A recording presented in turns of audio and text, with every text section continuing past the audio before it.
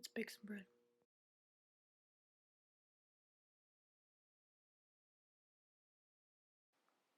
So the first thing we're going to do is dissolve a teaspoon of dry active yeast into a bowl of warm water. We want to make sure that the water isn't cold, because if it's cold, the yeast isn't going to activate. And if the water is too hot, it's going to kill the yeast. So we want to make sure we're using warm water so that way we get a nice rise out of our dough.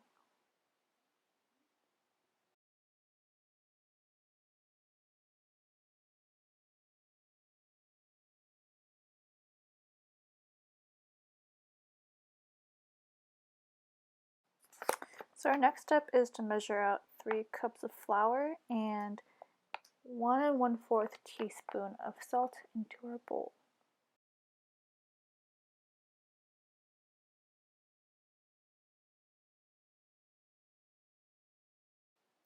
Stir to make the flour fluffy. Make sure that everything is well incorporated.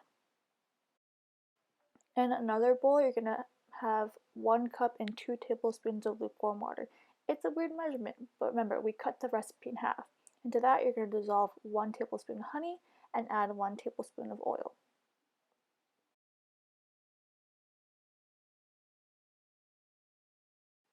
So in your bowl of flour and salt, you're going to make a nice little well. And in that well, you're going to add your liquids and your yeast mixture.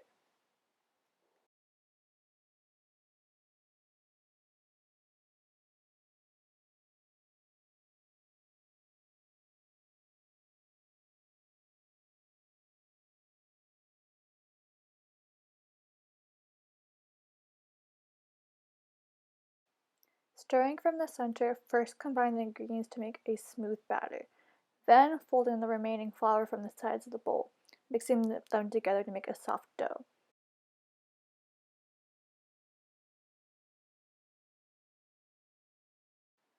Flour takes a while to absorb water, so when you're working with it, you have to completely allow it to hydrate before you evaluate the dough. So I needed a lot more water in mine, and the spatula wasn't doing it for me, so I decided to go with my hands, and I eventually added more water. And if you feel that your dough is really dry, go ahead and do so. We're all learning here. So now that everything is incorporated, we're going to move our dough to a clean surface and we're going to get kneading. If you want really great bread, like best flavor, best rise, best quality, you're going to have to knead the dough for 20 minutes or at least 600 strokes without adding flour. So your dough should remain soft and it should become more elastic and smooth. Feel free to rest whenever, because I don't know, kneading for 20 minutes takes a lot out of you, but try to aim for at least 600 strokes. As you continue to work the dough, you're building up gluten, and it actually should become a lot more elastic, and that's what gives the bread a really nice rise. Plus, you're also getting a really great arm workout. So after 20 minutes of kneading, your dough should be elastic and a little smooth. So you're going to form it into a ball and put it into a clean bowl and then cover it with plastic because you don't want it to dry out. Then you're going to put it in a warm, draft-free place to rise. So I put it in my oven and it's going to rest for 2 hours.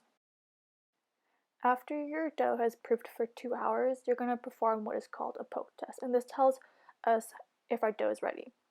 So you're going to wet your finger and poke about 1/2 inch into the dough. If the hole doesn't fill in, that means your dough is ready. Gently press out all the accumulated gas and then make the dough into a smooth round ball again and then put it back in the bowl, cover it, and let it rise again. The second rise should only take half as long as the first, and then you're going to use the same finger poke test to decide when it has finished its second rising. When the second rise is done, you're going to turn the dough onto a lightly floured tabletop, and then using either a wet or floury hand, you're going to deflate the dough by pressing it down from one side to the other, expelling all of the accumulated gas.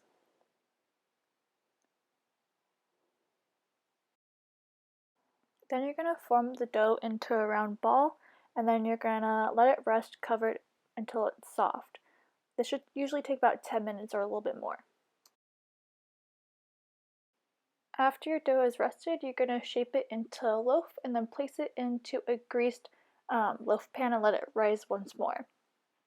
This final proof should take at least 30 to 45 minutes. And looking back, I also would have shaped my loaf a little differently. Instead of just rolling it around, I would have flattened it out and then kind of folded it, but you know, you live and you learn.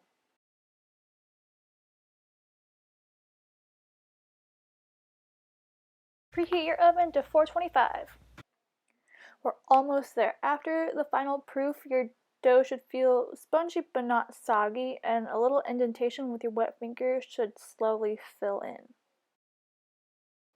Place your loaf in the hot oven and you're going to bake it at 425 for 10 minutes. After 10 minutes, turn the temperature down to 325 and bake for about 45 minutes to an hour. This is it, folks. The moment we've all been waiting for. The bread is finally done. The loaves should leave the pans easily and be an even golden brown, and if you thump the bottom with your fingertips, it should sound hollow.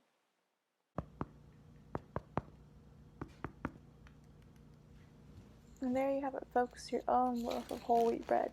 Slap some butter on that, give it some eggs, do whatever you want with it. It's your own bread. Enjoy.